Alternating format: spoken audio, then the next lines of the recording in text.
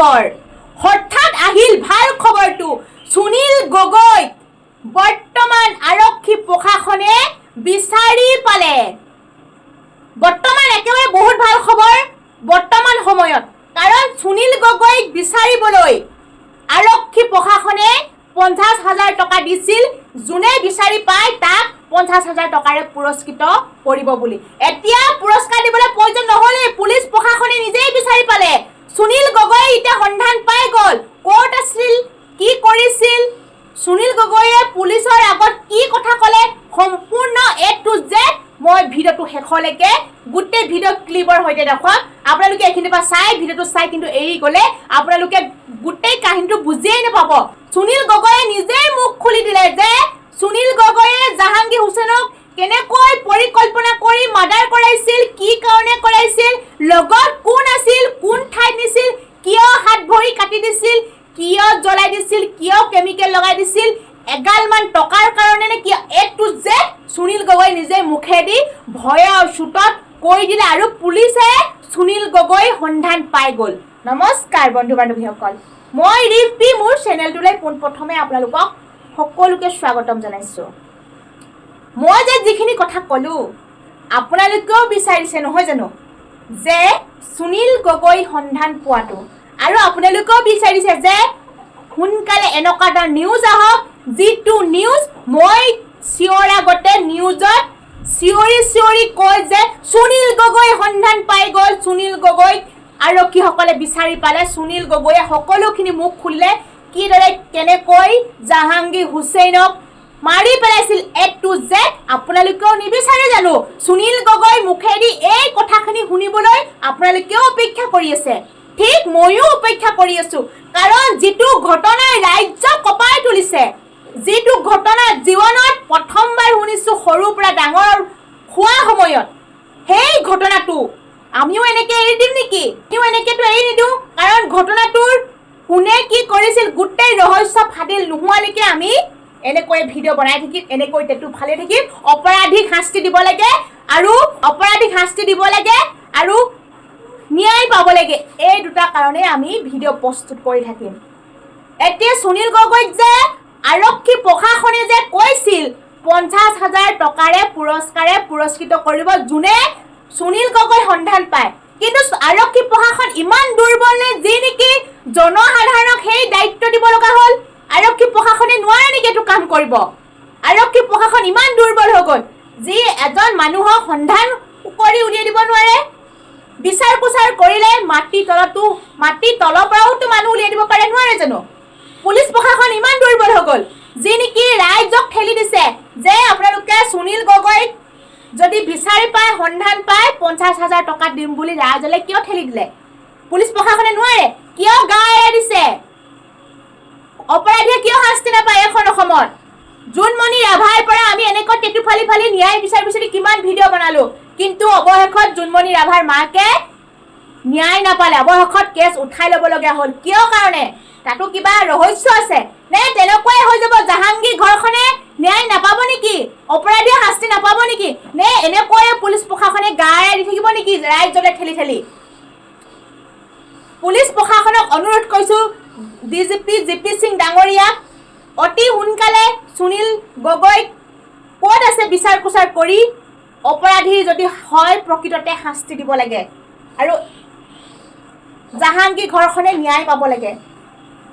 মানে সুনীল গগৈয়ে ইমান এটা ডাঙৰ প্ৰকৃততে যাম কৰিছে মৃত্যু বিনিময়ত মৃত্যুৱে হ'ব লাগে হত্যা বিনিময়ত হত্যাই হ'ব লাগে কাৰণ ইমান নিৰ্মম হত্যা যি নেকি সেইখন ঘৰতে চাকৰ খাটি আছিল নিজৰ পেটৰ ভাতকেইটা জোৰাবৰ কাৰণে সুনীল গগৈ ঘৰত চাকৰ খাটি আছিল জাহাংগীৰ হুছেইনে তাৰ বিনিময়ত দিলে মৃত্যুদণ্ড কোনে সহ্য কৰিব পাৰিব এনেকুৱা এটা ঘটনা যি নেকি ৰাজ্য কঁপি গৈছে হাত ভৰি কাটি পেলাইছে আধা জ্বলাই দিছে তাত কেমিকেল ছটিয়াই দিছে কিমান ডাঙৰকৈ এখন পৰিকল্পনা কৰি নাটক ৰচিছিল সেই নাটকখন যে ধৰা পৰিবলগীয়া কাৰণ ধৰা নপৰাহেঁতেন নাটকখন এনেকৈ সমাপ্তি ঘটিলহেঁতেন চাওক কেনেকুৱা প্লেনিং ডেড বডিটো কিনাৰত সুনীল গগৈ চোলা জোতা কিবা সেইবিলাকনো কিয় আছিল প্লেনিং কৰা হয় নহয় আপোনালোকে নিজে কওক নিশ্চয় এখন নাটকখনটো প্লেনিং কৰাই হ'ব ইমান জল জল পটকৈ ভাহি আহিছে এই ঘটনাটোৰ আঁৰৰ ৰহস্য কি সকলোৱে সন্দেহ কৰিছে সুনীল গগৈক যদি পালে গোটেই ঘটনাটো ৰাইজে সন্দেহ কৰাৰ নিচিনাকৈ গোটেই ঘটনাটোৰ ৰহস্যবিলাক ওলায়ে পৰিব এতিয়া সুনীল গগৈ ক'ত পলাই আছে সেইটোহে বিষম কথা অসম দেশৰ বিষম কথা নিচিনা হৈছে সুনীল গগৈ এতিয়া বিচাৰিব ক'ত ৰাইজক দিছে দায়িত্ব ৰাইজে এতিয়া কোনে বিচাৰি ফুৰিছে সুনীল গগৈ ফটোখন লৈ যে এইখন সুনীল গগৈ আছে কি ৰাইজে এতিয়া বিচাৰ খোচাৰ কৰিছে কাৰণ 50,000 পাব যে লোভ কোনেও বিচৰা নাই এতিয়ালৈকে 50,000 পাম বুলি সুনীল গগৈ কোনেও বিচাৰ খোচাৰ কৰা নাই পুলিচ প্ৰশাসনৰহে অনুৰোধ জনাইছো আপোনালোকে বিচাৰ খোচাৰ কৰক অপৰাধীক শাস্তি দিয়ক সেই জাহাংগীৰ হুছেইনৰ ঘৰখনক ন্যায় দিয়ক আপোনালোকে যদি এনেকৈ গায়ৰা নিদিব কাৰণ আমি জুনমণি ৰাভাৰ ঘটনাটোতে পালো ইমান অপৰাধী মুখৰ আগত ওলাই থাকিলেও পুলিচ প্ৰশাসনে অপৰাধীবিলাকক নধৰে মই নিজৰ মনৰ ভাৱ আপোনালোকৰ লগত শ্বেয়াৰ কৰিছোঁ আৰু আপোনালোকেও কওকচোন পুলিচ প্ৰশাসনে বা আৰক্ষী বিষয়াসকলে নিজে এইটো কাম কৰিব পাৰে নোৱাৰে বাৰু কওকচোন ৰাইজক সপি দিয়াতকৈ নিজেইতো কৰিব পাৰে এইটো কাম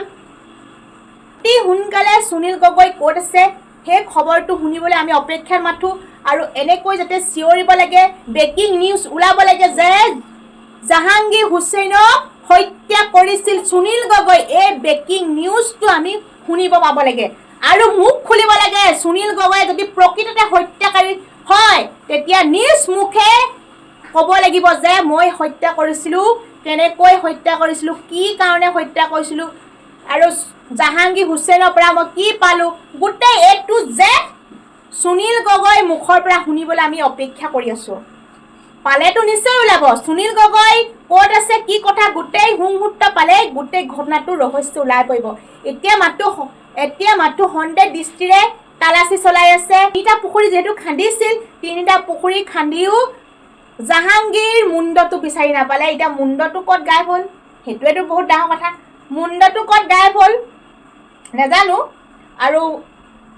সুনীল গগৈক বিচাৰি পালেতো নিশ্চয় মুণ্ডটো কি হ'লতো কৈ দিব